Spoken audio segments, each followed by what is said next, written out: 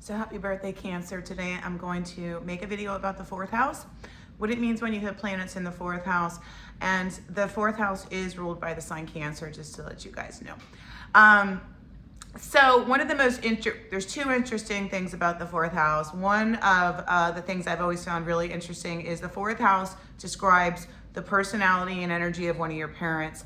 The 10th house, its opposite house, describes the personality and energy of the other parent. They say the parent in the fourth house had least influence. I have not found this to be true. I find that both of our parents have great influence in our lives, and these are obviously two different people with two different energies coming into our lives who are creating us. Hence, our astrology chart is a description of who we are on a personality and energetic level. So I would have to look at the entire chart to figure out which is your fourth house parent, which is your 10th house parent.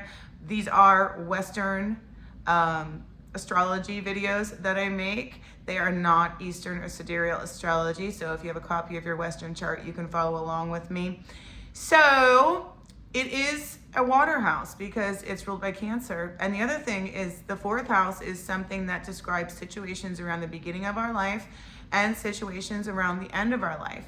Ethically, as an astrologer or a psychic, we would never do something like predict death, but we can see situations around the end of the life. We wouldn't say when you're going to die because, I mean, we don't really, or we're not privy to that information because only God is, and there's so many transformations throughout our lives that it would be hard to pin down. This is actually leaving this earth, that type of thing, and we wouldn't do that anyways because it wouldn't be ethical. So, okay, so anyways, I just got a text message, so I got distracted for a second. Let's talk about the sun in the fourth house. I do want to say this before I even get started, that whenever I see a lot of planets in the fourth house, that person is going to have a Cancer vibe. And again, I don't care what their sign is. They can be an Aries, they can be a Sagittarius. They're going to have a Cancer type vibe, especially with the sun there. But also, these people really value home and family. And a lot of us value home and family, but this is their most important thing. I rarely see people, and I mean, I'm sure they're out there, but I rarely see people with heavy placement of fourth house planets that don't have kids. Because one of their things in this incarnation is to have children and to raise children and to raise them well. So that becomes a point of their almost obsession. You know, other people it's more work, other people it's more love. You know, everybody's different. But with fourth house people, it's very much about home and family. And if their home and family isn't happy, they're not happy. So they spend a lot of their time trying to help their family, help their kids, you know, that kind of a thing. Even when the kids are grown and way past the point of, you know, like controlling them, they're still trying to like change them and help them and stuff like that. So it can also be a point of sadness, but it can be a point of great joy for them too. They do tend to hold on to things because the fourth house, like the sign Cancer, holds on. So one of their challenges here and one of their lessons here, because we all have lessons, is to learn how to let go to God and kind of realize, hey, I can't hold on. A lot of times these people don't want to let their kids go. They don't want to let their kids grow up, but they got to do it because those kids also have their own lessons to learn. It's just the way it is. They can be very protective, and that's not a bad thing. And I'm not saying that's a bad thing, but sometimes they just got to let go a little bit and let people do their own thing and be their own people, learn their own lessons.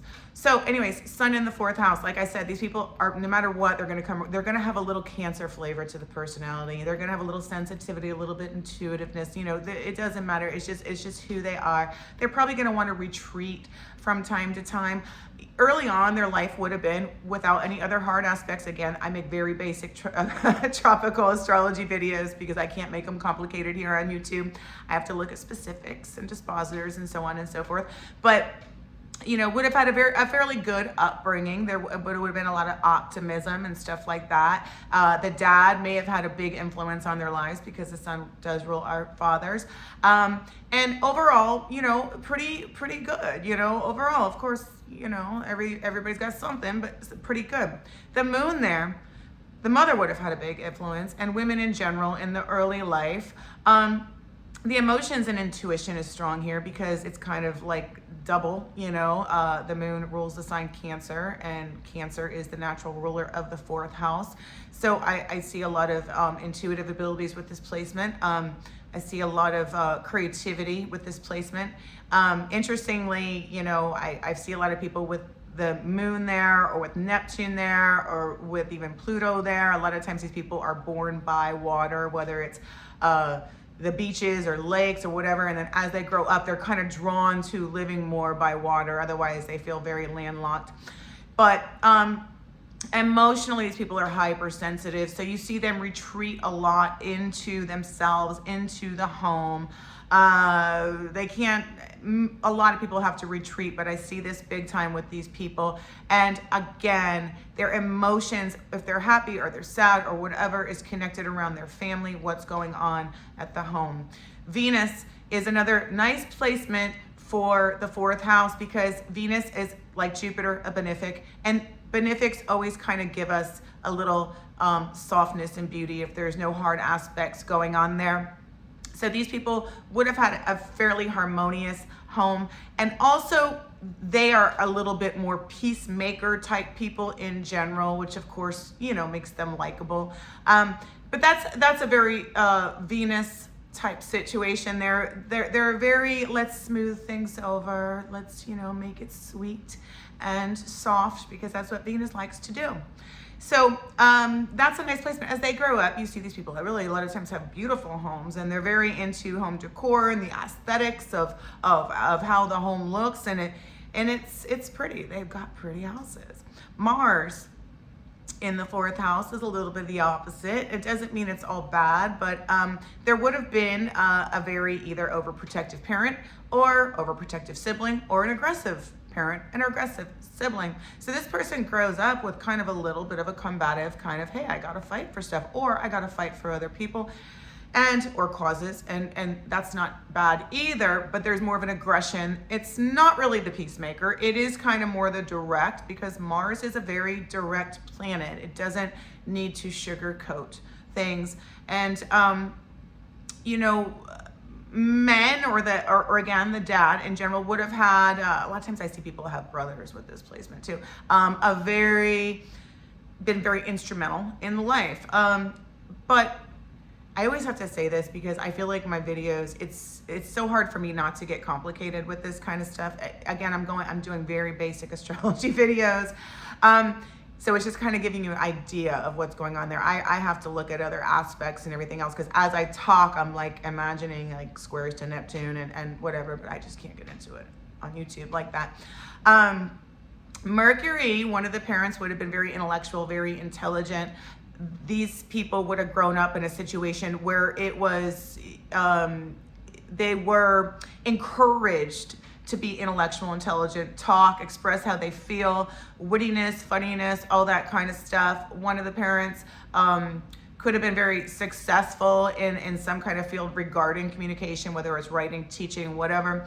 But Mercury there, it gives a very active intellect. So they grow up expressing themselves, unless of course there's a square to Saturn or something else. So they grow up being able to express themselves. Speaking of Saturn in the 4th house, Saturn in the 4th, I look at the 4th, I look at the 12th, I look at the 8th, but when I see the Saturn in the 12th and I see Saturn in the 4th, I know there was, I don't know, but I strongly feel that there was early issues in the home going on with one of the parents.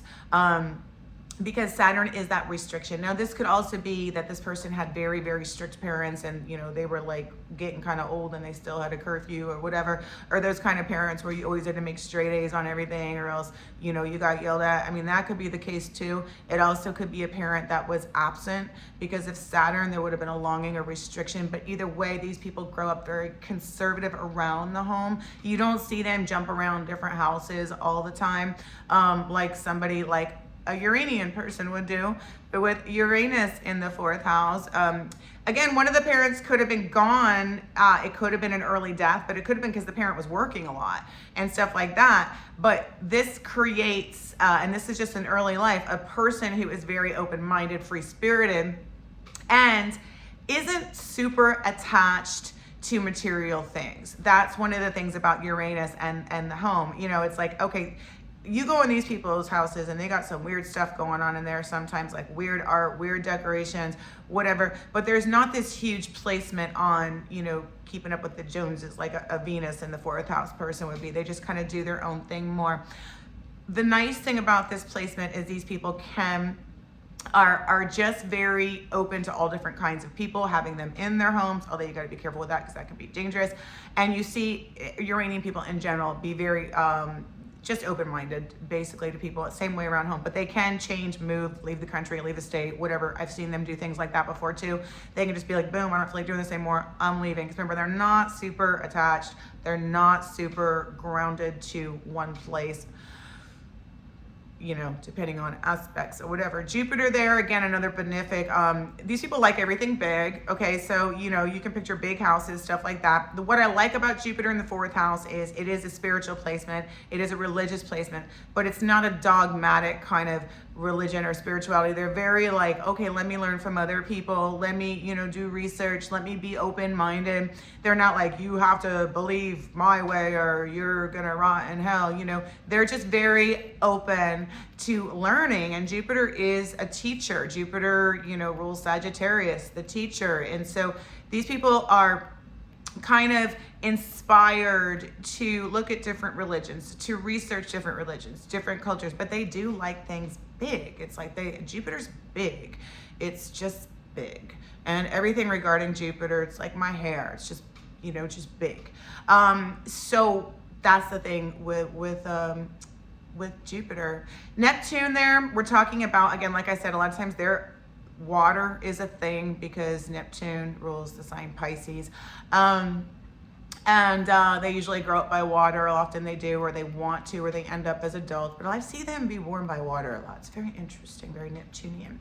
On the positive, I see a lot of open-minded creativity here. One of the parents could have been super intuitive, a good writer, good artist, good musician, you know, all those, good psychic, you know, all those kind of things. But on the bad side, it could be like a escapist, and one of the parents could have been an escapist or just left or just had issues with just always wanting to check out. Because that's the negative thing of Neptune. So there also could have been confusion around. I've seen it before where somebody doesn't even know who their parent is, like who their dad. I've seen people with Neptune in the 4th house with that. But that's not, you know, that common, but I have seen it. Or, hey, what happened to them? Or, you know what I mean? They just disappear because Neptune's like, you can't touch it totally wherever it is. It's always like here but gone, you know, it's big, hazy planet. So that's Neptune. But on the positive, you know, it really can be a spiritual placement also and a very intuitive placement, depending on where Pisces is in the rest of the chart, because I got to find that and then go from there. So Pluto, lastly, I do feel like a lot of times there's issues here early on too with one of the parents, and this person kind of may have almost like a Mars type person too, a feeling like they have to keep everything under control. They have to have control of their living situation, whether they have kids or whatever. Like if they have kids, they really have to have control because they can't let anybody else get too out of control. Pluto can be a little bit controlling. So one of the parents might have been that way or a little bit harsh. And this person kind of grew up kind of feeling that, you know, and the thing about astrology is we're born the way we're born because we have lessons. There is no mistake in the stars and the planets. Like we have lessons to learn. What a good astrologer is going to do is they're going to interpret those lessons for you correctly and not just be like, oh, you have the sun here, you have the Venus here, because there's so much to it. But that's one of the most important things to learn with astrology. Like we are given, like God gives us a little roadmap, a little like lesson plan, and then we're here to interpret and understand what we're supposed to be learning here during certain transits, certain aspects that are going on, or just natally what our soul wants to learn. Because remember, in astrology, we chose our life. Whether or not you're happy with what's going on, just remember you chose it. So it's up to you, because God gave us free will, to use those planets and those energies in a positive way. Again, if I forgot anything or anyone, I'm sorry, I usually do. But happy birthday, Cancer, and I'll see you guys next time. Bye.